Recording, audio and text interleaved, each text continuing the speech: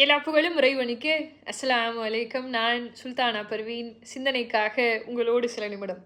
வாழ்க்கையில நம்ம எல்லாருமே ஒரு கட்டத்தில இந்த இந்த வார்த்தைகள வந்து நம்ம ஃபேஸ் பண்ணுவோம். நம்ம ஒருத்தருக்கு ரொம்ப இம்பார்ட்டன்ஸ் குடுத்துட்டே இருப்போம்.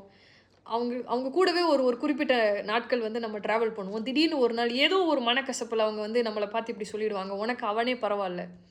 அவன் உன்ன விட நல்லவனா தெரியிறான் எனக்கு" அப்படின்னு சொல்லி. ஒரு அயோக்கியனோட ரொம்ப ரொம்ப கீழ்த்தரமான ஒருத்தனோட நம்மள கம்பேர் பண்ணி, "உன்ன விட அவன் பெட்டர்" அப்படின்னு சொல்லிடுவாங்க. அந்த வார்த்தைகள அவ்வளவு சாதாரணமா நம்மனால வந்து அத ஏத்துக்கவே முடியாது.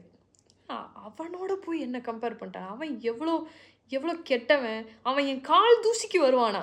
அவன் கூட போய் என்ன கம்பேர் பண்ணிட்டாங்களே! அப்படின்னு சொல்லி, அது ஒரு பெரிய மன உளைச்சலாவே நமக்கு ஆகும்.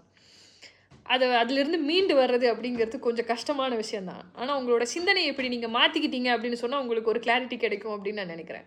இந்த உலகத்தில நல்லவன் அப்படிங்கிற பட்டத்த நம்ம சுமக்கிறோம் இல்லையா? அது வந்து நிரந்தரமே இல்லாத ஒரு விஷயம். இந்த சொசைட்டில வந்து உங்கள வந்து நீ நல்லவன் அப்படின்னு வந்து சொல்றாங்க அப்படின்னு சொன்னா, அது ஒரு கடன் மாதிரி. எப்ப வேணாலும் அந்த பட்டத்த அவங்க திருப்பி வாங்கிக்குவாங்க. நம்ம எல்லாருமே நல்லவன் அப்படிங்கிற ஸ்டேட்டஸோடவே எப்பவுமே இருக்க முடியாது. இன்னும் சொல்லப்போனா, நல்லவன் அப்படிங்கிற ஒரு கேட்டகிரியே இங்க கிடையாது. எல்லாருமே சூழ்நிலை கைதிகள் தான். எல்லாருமே வந்து அந்த சிச்சுவேஷனுக்கு தகுந்த மாதிரி நம்மள நம்ம மாத்திக்குவோம். சில நேரங்கள்ல நமக்கு வாய்ப்பு அப்படி அமையும். நான் இன்னொருத்தவனோட பார்வையில வந்து நம்ம நல்லவனா நம்ம தெரியலாமே ஒழிய, நம்ம அந்த நேரத்துல நம்ம கம்ஃபர்டபுளா இருக்கிறதுக்காக நம்ம என்ன வேணாலும் செய்வோம். மனுஷனோட டிசைனே அப்படிதான். இறைவன் நம்மள அப்படித்தான் படைச்சிருக்கான். இப்ப யாரோ ஒருத்தன் வந்து உங்கள அவனோட நீ வந்து கீழ தான். அவன் பெட்டர் அப்படின்னு சொல்றாங்க. அதுக்காக நம்ம ஃபீல் பண்றோம் அப்படின்னு சொன்னா, நீங்க எதார்த்தத்த புரிஞ்சுக்கணும். ஒருத்தவங்கள பார்த்து அப்படி சொல்றான் அப்படின்னாலே, அவன் உங்கள வந்து வேண்டான்னு முடிவு பண்ணிட்டான்னு அர்த்தம். உனக்கு அவன் பரவால்ல அப்படின்னு சொல்லும்போது, உங்கள அவன் லைஃப்ல இருந்து அவன் தூக்கி எறிஞ்சுட்டான்னு அர்த்தம்.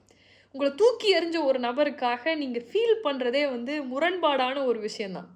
இந்த உலகத்துல வந்து எல்லாமே கொஞ்ச நாளைக்கு தான். நீங்க சொல்லுங்களேன், ஒரு ஒரு கூட்டத்துக்கே தலைவனா இருப்பாங்க. இன்னொரு கூட்டத்துக்கு அவங்க தான் எதிரியா இருப்பாங்க. ஒரு கட்சியோட தலைவர் சட்டசபைக்குள்ள போயிட்டீங்கன்னா, எதிர்க்கட்சி தலைவரா இருப்பாங்க. இங்க எல்லாமே அவ்வளோதான். நீங்க வந்து நேர்மையானவன், இவங்க வந்து கருணையாளர், இவங்க கொடைவள்ளல், இவங்க வந்து ரொம்ப நல்லவங்களா நடந்துக்குவாங்க. அவங்களோட இன்னொரு சைட்ல அவங்க நேர்மை தவறினவங்களா இருந்திருப்பாங்க. அவங்க பெரியவங்கள சில நேரங்கள்ல மதிக்காம போயிருப்பாங்க. சில நேரத்துல வந்து சுயநலவாதியா கூட அவங்க நடந்திருப்பாங்க. அது அந்த சிச்சுவேஷன தகுந்த மாதிரி அது மாறும். எல்லாருக்குமே எப்படி நல்லவனா இருக்க முடியும்? நான் நல்லவன், நான் நல்லவன்னு சுத்திக்கிட்டு இருக்கக்கூடிய ஒருத்தன் இருக்கான் இல்லையா? அவன கெட்டவனா வச்சுட்டே ஒருத்தன் இருப்பான். என்னோட ஒரே எதிரி நீ தான் அப்படின்னு சொல்லிட்டு ஒருத்தன் இருப்பான். இது வந்து இது இதுதான் இந்த உலகத்தோட ரியாலிட்டி. இத நீங்க புரிஞ்சுக்கிட்டீங்க அப்படின்னு சொன்னா, தேவையில்லாத கவலைகள் வராதுன்னு நெனைக்கிறேன். ஒரு ட்ரெஸ்ஸே எடுத்துக்கங்களேன். வாங்குன உடனே அது புதுசா இருக்கும். நீங்க போடும்போதெல்லாம் அது நல்லா இருக்குன்னு சொல்லுவாங்க. திரும்ப திரும்ப அந்த ட்ரெஸ்ஸ நீங்க போட்டுட்டே எல்லா அக்கேஷன்லயும் அதையே போட்டுட்டே இருந்தீங்கன்னா, "ஏன் இதையே போட்டுட்டு வர?" அப்படின்னு சொல்லி கேட்பாங்க. கொஞ்ச நாள் அது ஃபேட் ஆகும். கொஞ்ச நாள் அது உங்களுக்கு பத்தாம போகும். அப்ப என்ன பண்ணுவீங்க? பிரிச்சு விடுவீங்க. உங்களுக்கு பத்தவே இல்ல அப்படின்ற ஒரு நிலைமை வந்தோனே என்ன ஆகும்? இன்னொருத்தருக்கு குடுத்துருவீங்க. நீ வேற யாராவது போட்டுக்கணும் அப்படின்னு சொல்லி. அவ்வளோதான். உங்களுக்கு ஒண்ணு செட் ஆகல.